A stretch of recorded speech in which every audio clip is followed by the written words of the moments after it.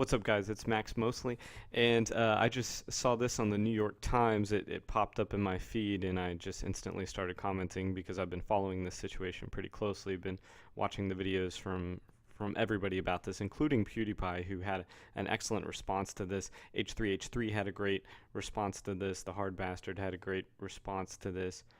Who else did I watch with?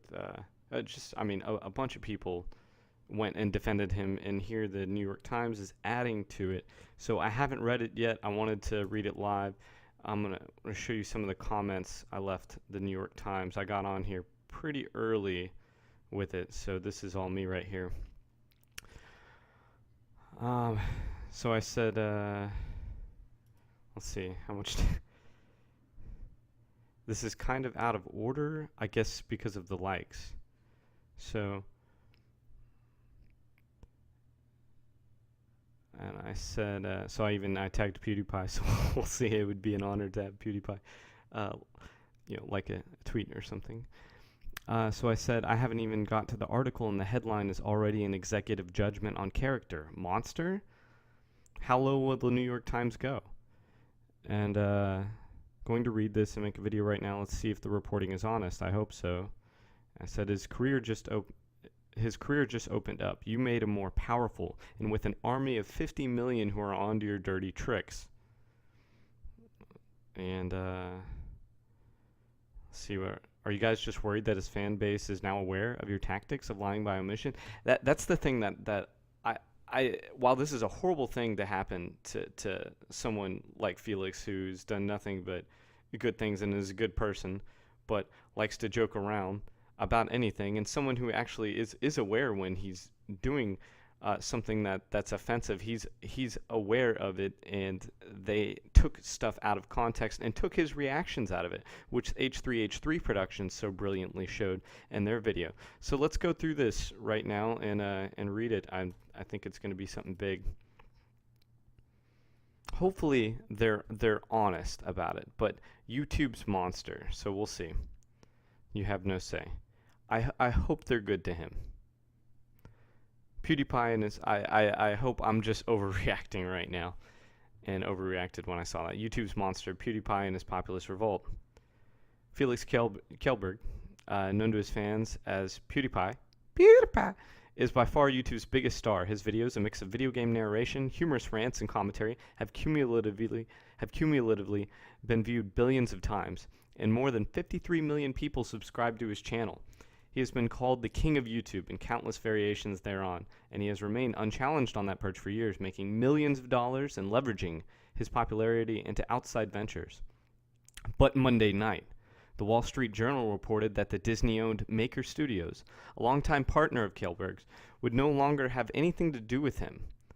Later, YouTube announced that it was canceling a show developed with Kjellberg and removing his channel from its lucrative Google Preferred advertising program. At issue was a series of recent comedy videos. In one, he found performers on the freelance site Fiverr willing to dance and hold up a sign of the client's choosing. He asked them to write, "Death to all Jews," and they did. In his subsequent video, he expressed shock that the request had made it through. "It was a funny meme, and I didn't think it would work," he said, begging news outlets not to make too much of his stunt. I swear, I loved you, because they have made mockeries of his stunts. Not mockeries of his stunts. They have made big things out of things he's said before. He's no stranger to this. In fact, he almost baited them into this, but he didn't think they would go to this level, and no one thought they would go to this level. Even Review Tech USA, he ate his own words because he realized that this was so fucked up, what they were doing to Felix. "I swear I love Jews," he said. "I love them," before playing a few notes on the kazoo. So right here, what the New York Times is doing, sorry, I'm so amped up right now. What they're doing right here is they're making him sound insincere. That he would say, "Oh, I swear I love Jews," and calling them Jews, and "I love them," and then playing a kazoo. Like, this was the important part of it here. This is how they end this paragraph, that he's just being careless about it. As he anticipated, plenty of news outlets saw a story in his antics. Others saw something more. A post on the Daily Stormer, a neo-Nazi site, marveled at Kjellberg's performances and wondered in disbelief if they might signal sympathy for its ideology. Really? Ultimately, it doesn't matter, since the effect is the same, the post said. It normalizes Nazism and marginalizes our enemies. As the controversy mounted, Kjellberg, he's made videos explaining how to say his last name and getting it wrong, and I still, even though hearing him, I don't know why I can't say it. Kjellberg. I don't know. Kjellberg. So I'm going to just call him PewdiePie. As the controversy mounted, PewdiePie denounced the hate-based groups that had taken notice of his videos. I was trying to show how crazy the modern world is, specifically some of the services available online, he said, in a February 12th Tumblr post. I think of the content that I create as entertainment and not a place for any serious political commentary. I know my audience understands that, and that is why they come to my channel. That is why 53 million people come to his channel. Not 53 million, but he consistently gets anywhere from 2 to 4 million views of video within a week, and there is probably 1% of Google that gets that kind of consistency and millions of views video after video. So 53 million people, they're not all on at one time. Not all of them are watching videos all the time. I think of the content that I create as entertainment, not a place for any serious political commentary. I know my audience understands that, and that is why they come to my channel. This explanation, unsurprisingly, did not satisfy Maker Studios, or for that matter, Google. Unsurprisingly, this was... Oh, why would that explanation satisfy Google or Maker Studios? New York Times is obviously on the side of Maker Studios and Google right now. It's very clear, but they're making themselves sound unbiased. They're like, well, the Nazis did say that it normalizes it. The Nazis said it, and that's our we think they're legitimate. If it's anyone who's normalizing Nazism, it's the people that write about them every fucking time. That they have an opinion about something. You're going to put a Nazi in a paper, talk about normalizing, talk about giving a platform. This is what you're doing, New York Times. It's not what Felix is doing. He didn't know about this. I didn't know about this. But you guys decided to go to Daily Stormer. You probably follow him on Twitter. It's tempting to write off this scandal as an inscrutable product of a teen subculture, wrapped up in layers of irony and the peculiar language and aesthetics of YouTube. These fucking normies. It is likewise easy to frame the episode as an isolated collision between offensive speech and careful sponsors. But it's most useful to understand PewdiePie's meltdown and the context. His meltdown? Did they even watch the fucking video he put out? He didn't. The only meltdown he had in his latest response video was a meltdown of tears for how his fans continue to embrace them and not believe this fucking trash bullshit fake fucking news. That's the only meltdown I saw. Him holding back tears for his fans that he genuinely cares about. Unlike your audience, New York Times, who you don't give two shits about because you don't even think they're fucking intelligent enough to where you have to tell the fucking truth about something.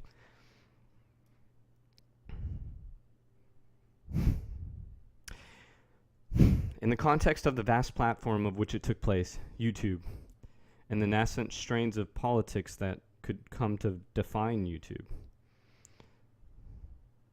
it's most useful to understand his meltdown in the context of YouTube. With more than 1 billion users, YouTube has become not merely a platform but almost a kind of internet nation state, the host of a gigantic economy and a set of cultures governed by a new and novel sort of corporation, sometimes at arm's length and other times up close. Yeah, when they're fucking blocking people for bullshit and then leaving up really fucked up shit and people that are advancing violence. People that are actually calling for violence, not people who make microaggressions that lead to violence like this fucking bullshit. It's a system Felix has spent recent months antagonizing And rightfully so. Anybody who watches the video, anyone involved in the YouTube community, anyone who watches any YouTubers know what's the fucking going on. And most of these people are not Trump supporters, and most of these people have been reading your articles, do not support Trump, and that's perfectly okay. They're allowed to have those opinions, even though a lot of those opinions are formed around misinformation about him, and they don't even have a real accurate view of who the guy is. And he's certainly not a saint, but he's certainly not the demon that they're projecting onto them, the demon that they're really protecting. As you know, I'm with her. So it's a system he spent recent months antagonizing in a broader and less inflammatory way, even as he continued to thrive within it. Yeah, he was thriving, but not based on how the system says it's going to work and how they promote it as working and what they promise to their creators. And because he has such a large voice, he was speaking for all the creators. And that's part of the reason he got so popular in the last year. And that's part of the reason he's made so many people fans of his who weren't fans of his. And what you did today is you made even more people fans of his. Because they're going to see his genuineness, and they're going to follow that, and they're going to see your bullshit, and they're not going to care. He bemoaned its structure and the way it had changed.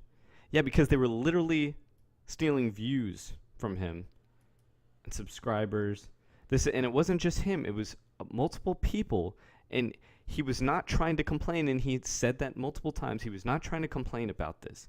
He was just trying to be a voice because other people were experiencing this as well, and he was able to prove it because he has a channel that's active, and he's able to look at that channel over time, and he understands how it works. He's been doing this, and he's been one of the best at it. He bemoaned its structure and the way it changed. He balked at its limits and took joy in causing offense and flouting rules. You're such a rule breaker, Felix. Over time, he grew into an unlikely, disorienting, and insistently unserious political identity. A political identity? The only time I remember Felix talking about the election in any kind of serious way was in the H3H3 podcast, and he just mentioned that he didn't really care for Trump. He became YouTube's very own populist reaction. They are literally calling him Trump right now. They are literally calling him Trump right now.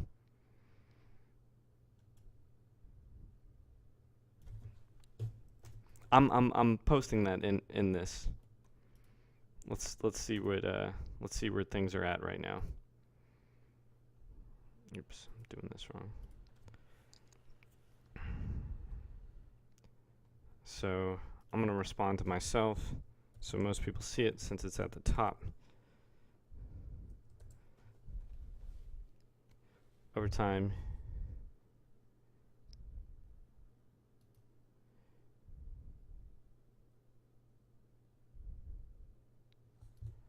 okay, we'll do two separate tweets here. So I'm posting this part about something that they said in here, and I'm going to post the second part here.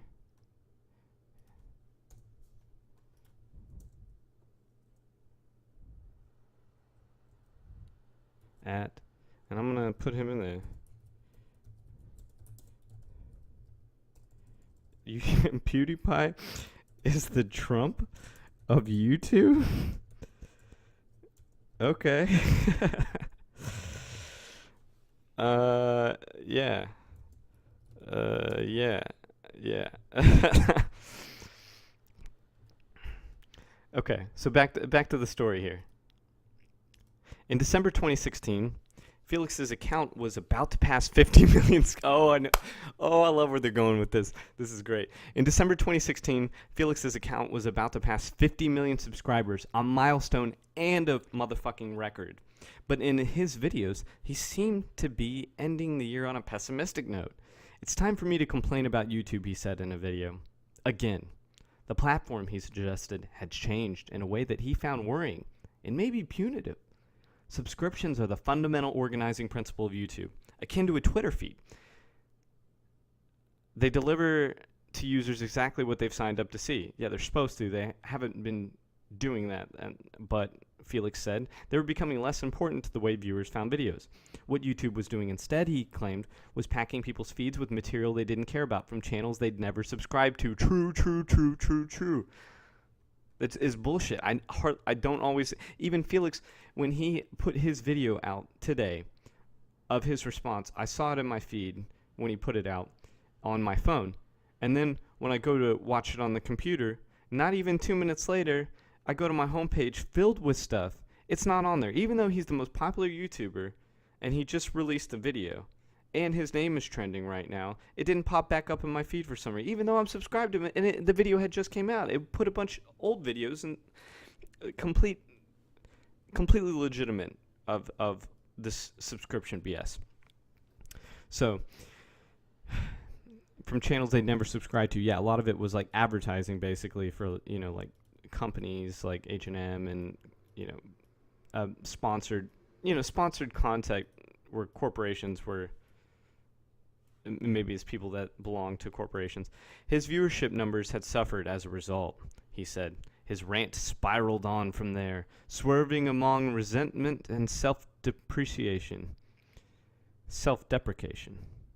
Grievance and absurdity, toying with both revolutionary and reactionary tropes, and ending where it had begun, with a threat to close his account.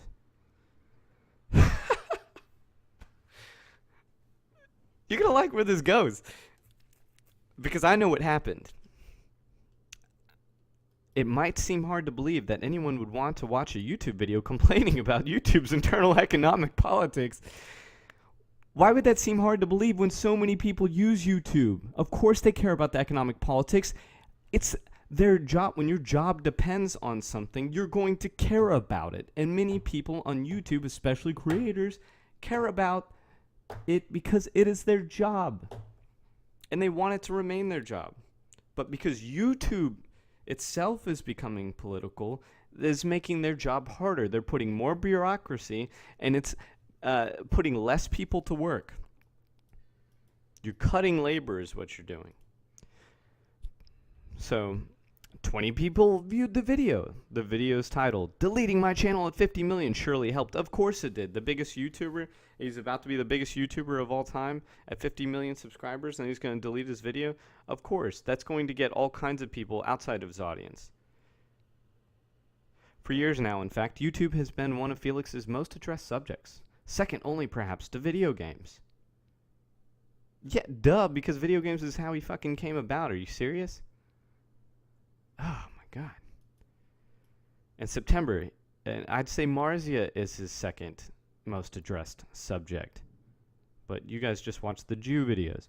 In September, he even collapsed the distinction between the two, releasing a smartphone game called Tuber Simulator.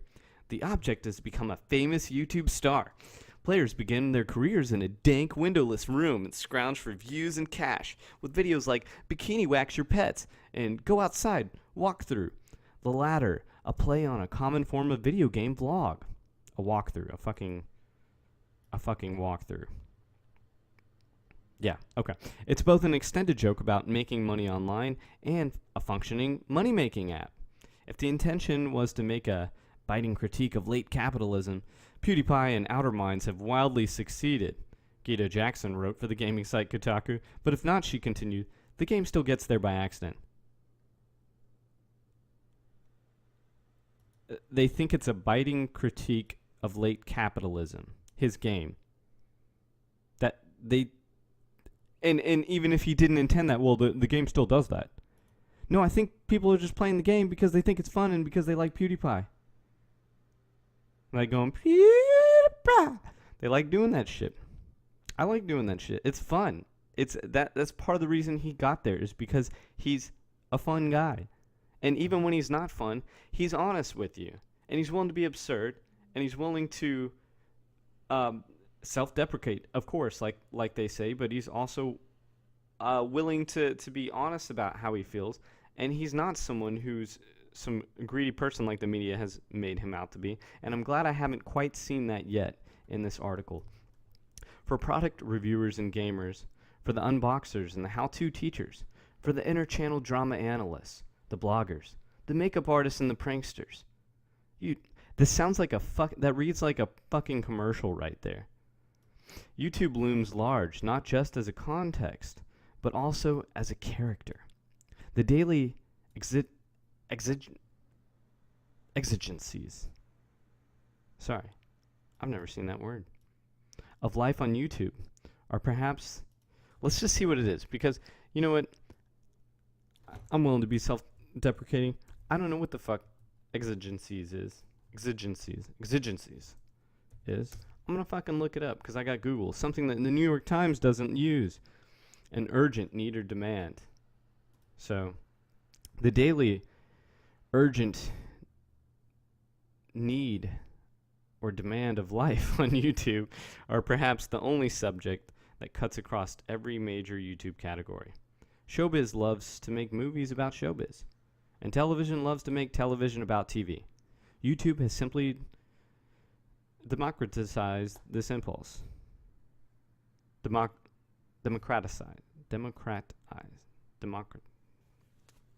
Sorry, I'm an idiot right now. They've made it democratic. It makes sense that YouTube would become home to such a performatively self-aware economy. Performatively.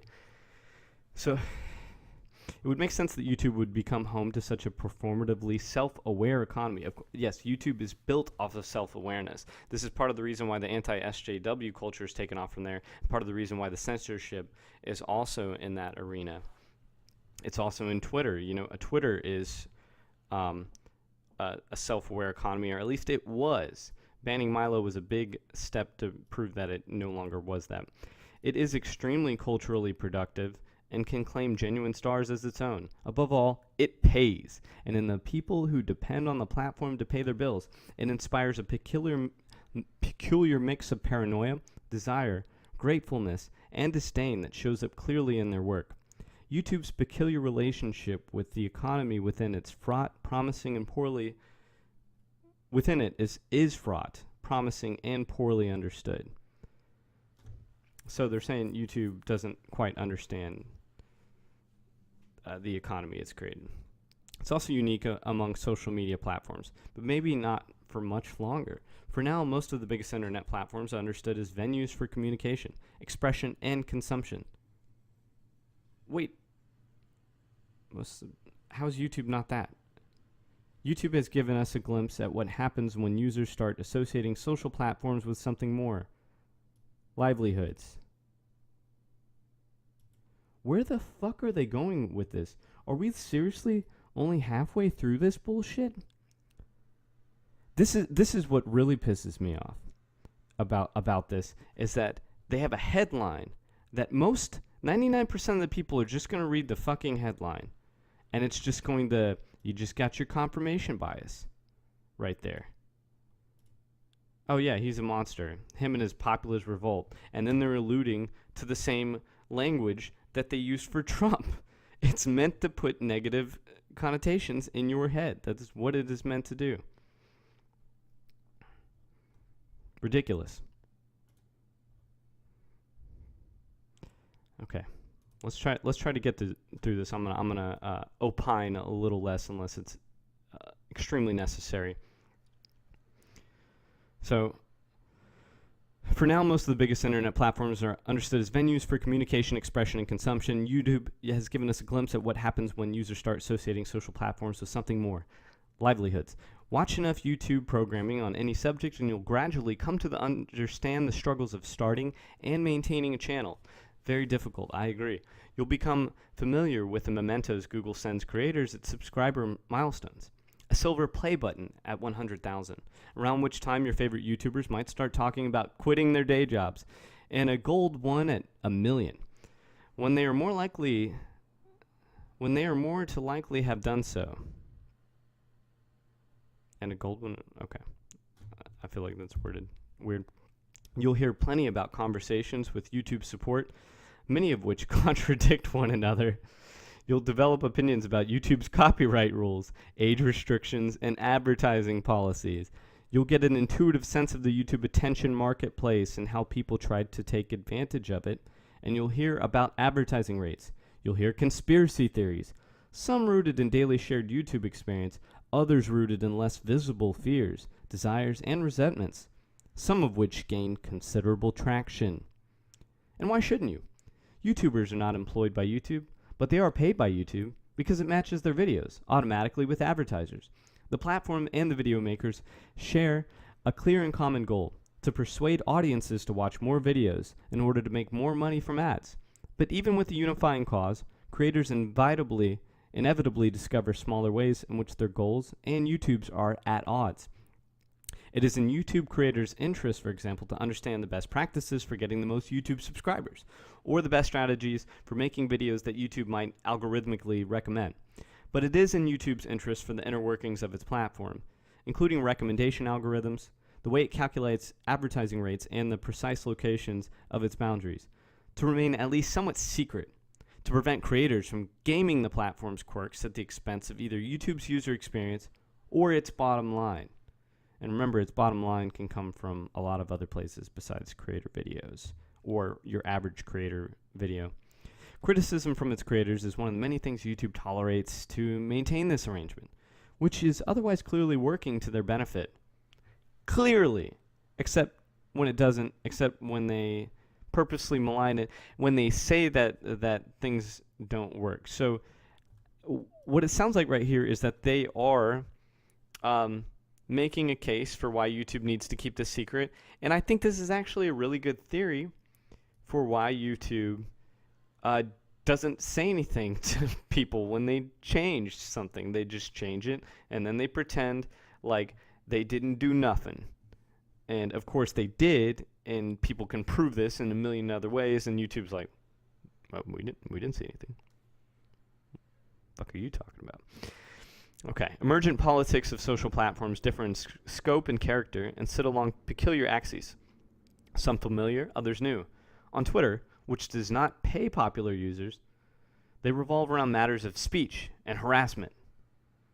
The platform hosts a range of progressive movements, as well as an extremely visible and openly racist reactionary movement, and they have been at war.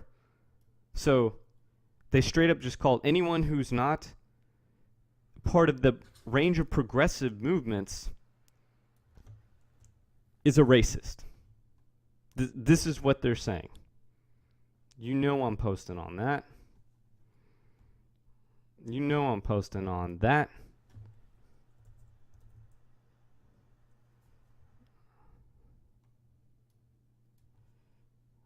Okay, and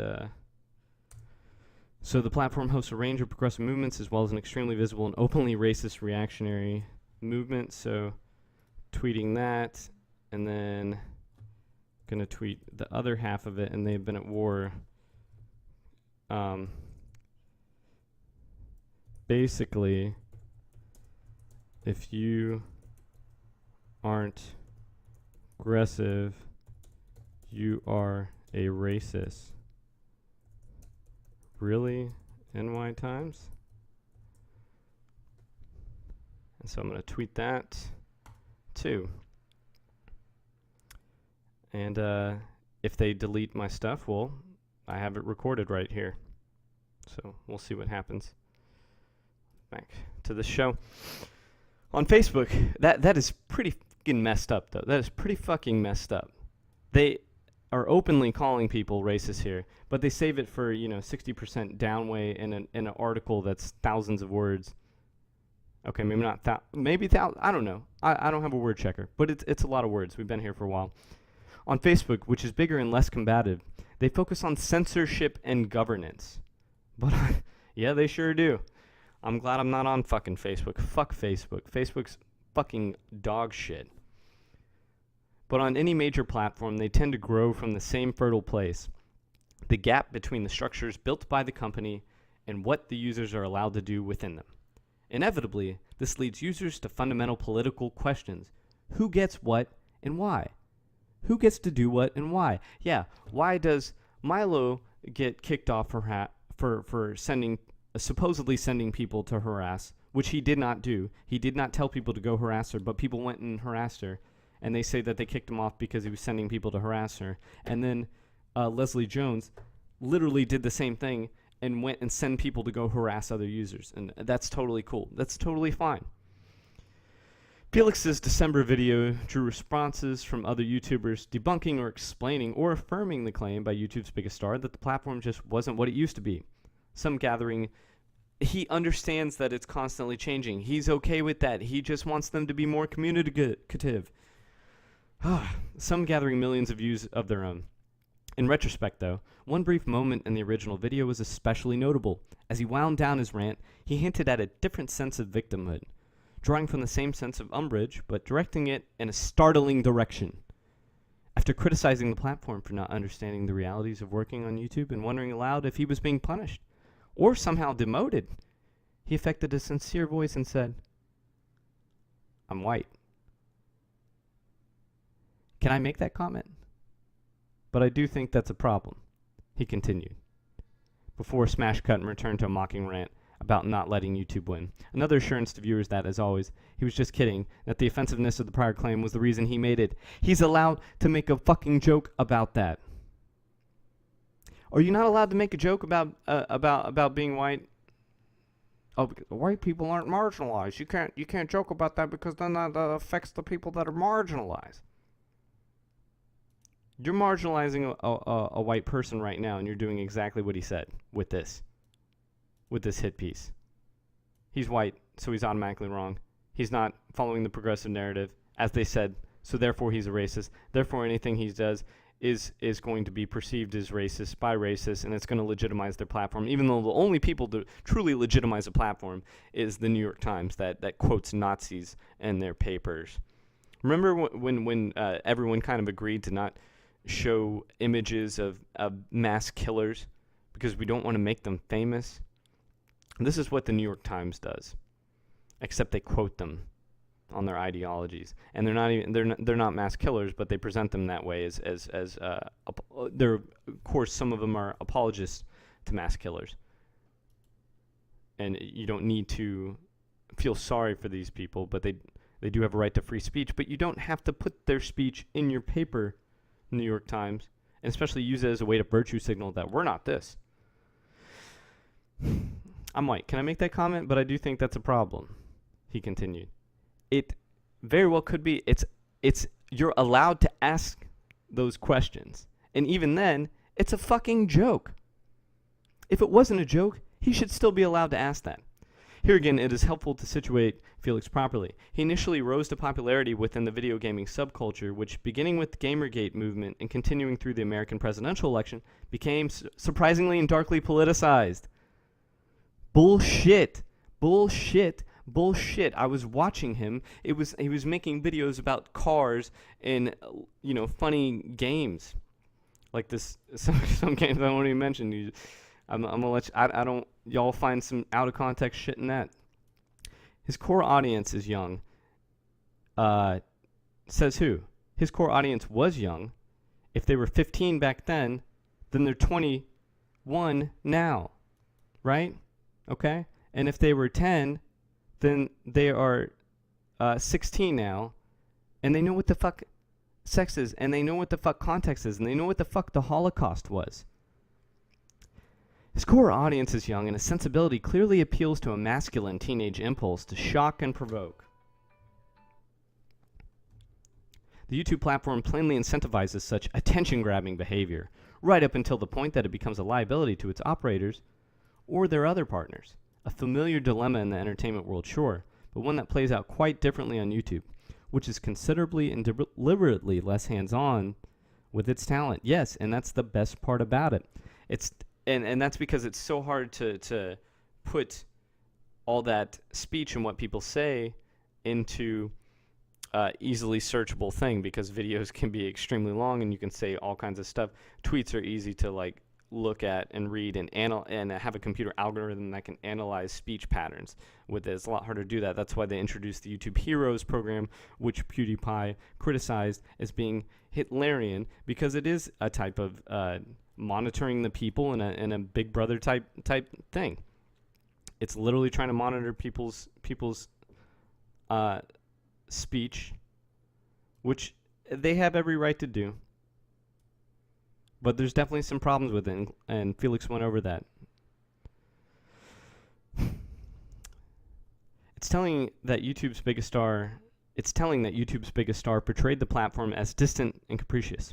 It's alarming that following his performative hostility led him to where it did, attempting to rationalize the use of anti-Semitic speech under the guise of transgression. He did not try to rationalize the speech. You did not watch his video today, and if you did, you didn't get much out of it.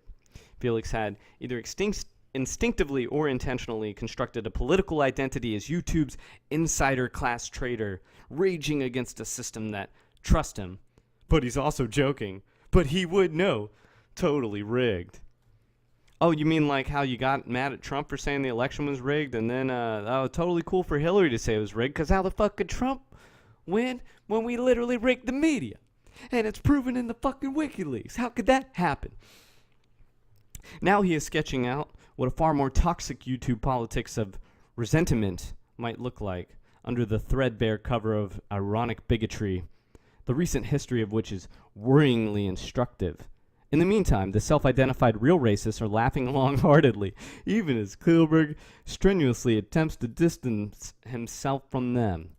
Yes, because he's not giving a platform to them. You are. You were the first person to give a platform to them.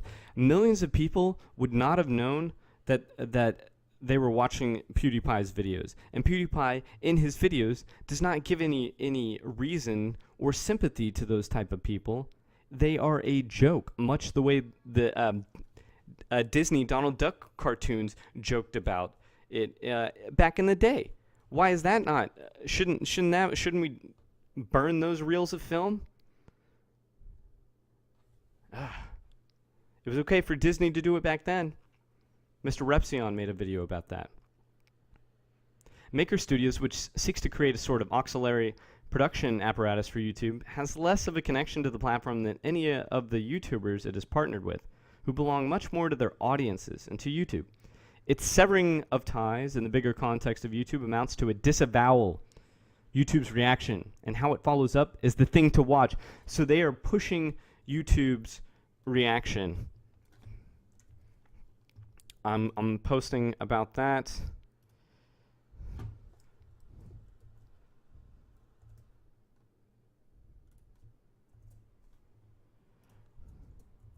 Looking for YouTube reaction.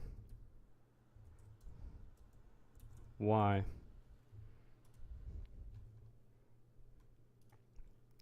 And of course, YouTube's reaction, how it follows up, is the thing to watch. And of course, Felix's. Yeah, well, we already watched his reaction, and we're watching the reaction of YouTube community. And you have just marginalized yourself. People trust you even less.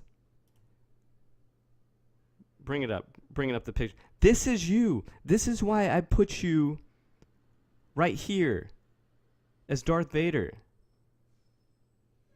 And blocking them ultra rare take memes with your Twitter block. We'll see if you block me. You're up here for a reason. You're Darth Vader for a fucking reason.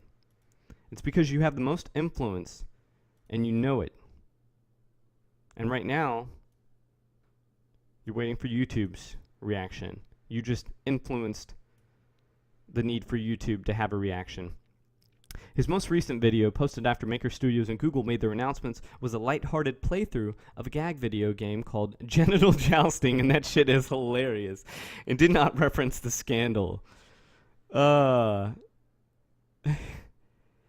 commenters, on the other hand, did, asking almost uniformly that he not apologize for anything. He shouldn't.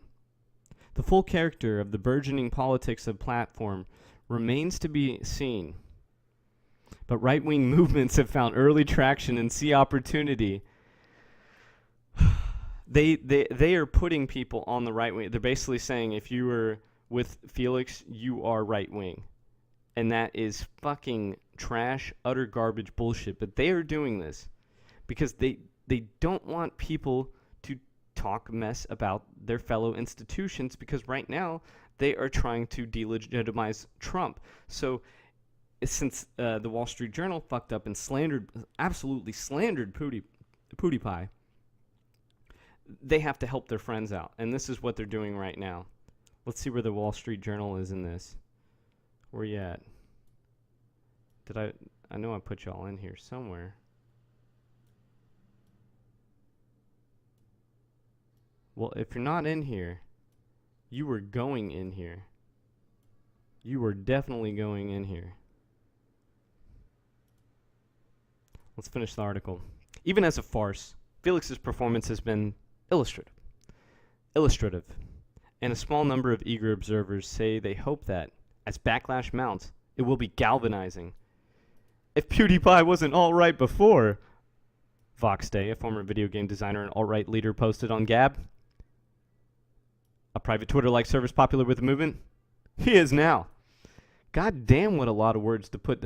There's literally like 2 lines in between finishing a 1, 2, 3, 4, 5, 6, 7, 8, an 8-word sentence. If PewdiePie wasn't alt-right before, he is now. We're just gonna make him alt-right because he said something about Jews, and because some Nazi guys didn't they loved it. They really loved it, you know, and they're welcoming, you know, they want to bring Felix aboard, and not, you know, he's got the blonde hair, he's got the blue eyes, he's very Aryan, you know, they're really looking to bring him on board right now. So we're gonna bring him into the alt-right. It's gonna be nice. We're gonna give him a little back massage. It's gonna give him a little dick massage, you know, fucking, cause we're, you know, alt-right, you know, that's what they do. That's what they do in the alt-right. Well, you know what? PewdiePie will never be alt-right. PewdiePie is not alt-right. You cannot just claim someone as alt-right, just like you cannot just claim someone as progressive, just like you can't claim all black people as progressive. You can't claim all Jews as progressive. You can't bring all intersectional people as progressive, and then just so you can have your war against Trump, which is what this is really about. All right, guys. Well, let's see what it says on Twitter, and I'm gonna end this video out. But I think you've seen quite enough right here, and I highly recommend you watch Felix's video and listen to him tell it. Watch H3H3's video. Watch the Hard Bastards video. Watch anybody's video about this. Don't read this article. You can watch my video about this article. This article is utter garbage. This article is utter trash. Normie fucking bullshit trash. John Herman, trash. Of course!